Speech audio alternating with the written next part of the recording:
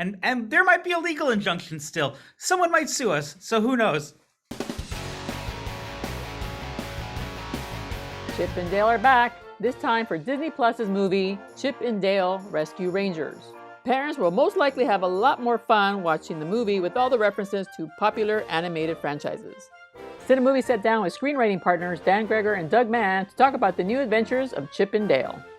How much fun did the pair have writing Chip and Dale Rescue Rangers? Oh, it was the best. It was truly a nonstop, just a joy of scraping the bottom of our brain barrel for every old nostalgic reference we could think of.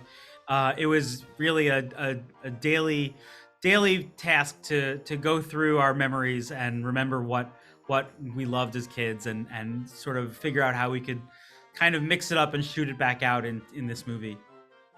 In the Disney Plus movie, Chip remains a 2D character while Dale gets an upgrade through CGI surgery. Tons of other popular cartoons make cameos in either 2D form or CGI in a running gag that will have parents laughing their butts off. So whose genius move was that?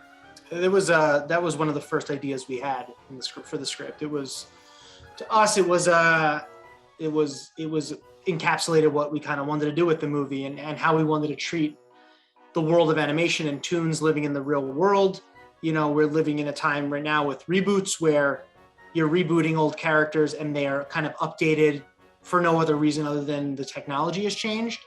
But in a world where we wanted to write about treating toons like they're real people, and these are actors who are either out of work or trying to get more jobs, what is changing your look? And to us, the idea of updating it became really clear to us that having changing your look be like plastic surgery for toons was a very clean way of showing that how we're treating this world and what the reality is.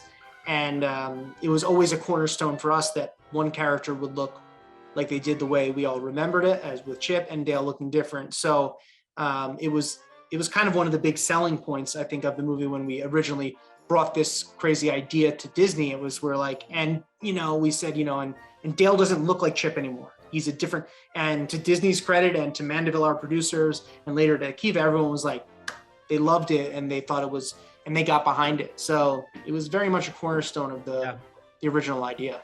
We were obsessed with LA Confidential, and so the idea of like having a cartoon version of an underground plastic surgery ring really made us laugh once you put it in this world. And so that kind of concept is really important to us.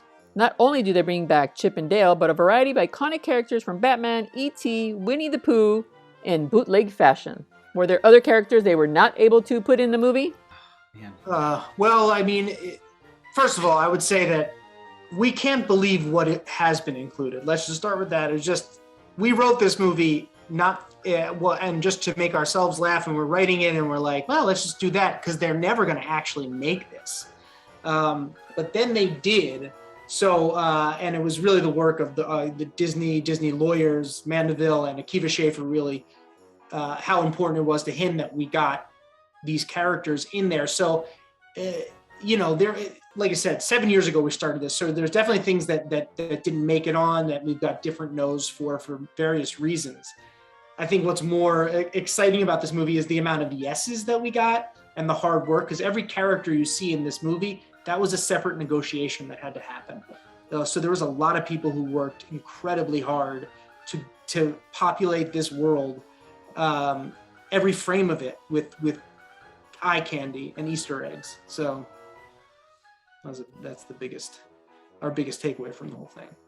The first CGI Sonic the Hedgehog character got cut from his cinematic debut, so he makes an appearance as Ugly Sonic in Chip and Dale's New Adventure.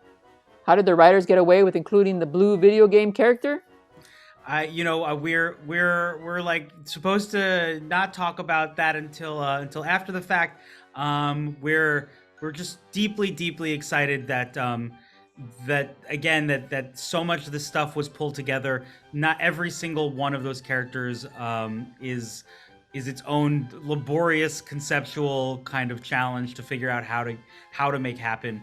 We went through many iterations of every character before we were able to, figure out the exact legal space that would make it okay. And frankly, we're still 2 or 3 days away from the movie actually going up on Disney Plus, and there might be a legal injunction still. Someone might sue us, so who knows?